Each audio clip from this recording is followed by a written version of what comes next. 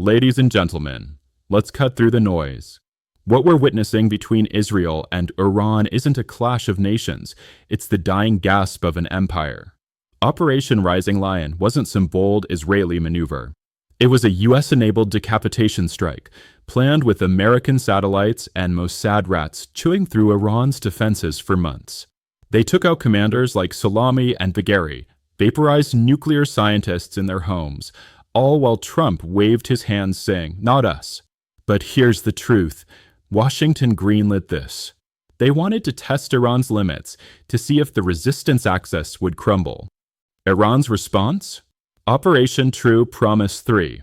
Ballistic missiles tearing through Tel Aviv, power plants in Haifa melting down, civilians buried in Bat Yam rubble. They're not holding back anymore. And why would they? When Israel bombs apartment blocks in Tehran, killing 224 civilians, including children crushed in metro tunnels, deterrence dies.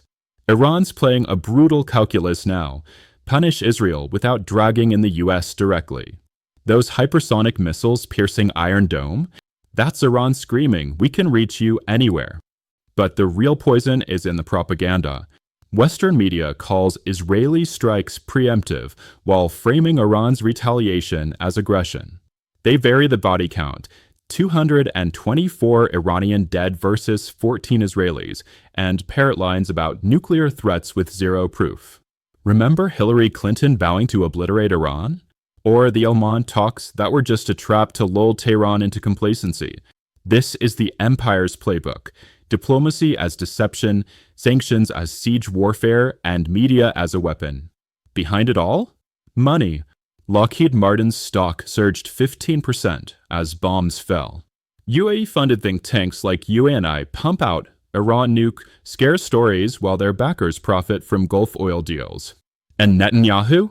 He's not a leader, he's a desperate gambler burning Israel to save his own skin. Every settler fleeing Haifa is a crack in Zionism's foundation. If Iran falls, the empire turns its guns on Russia, China, the Sahel, anyone defying dollar hegemony.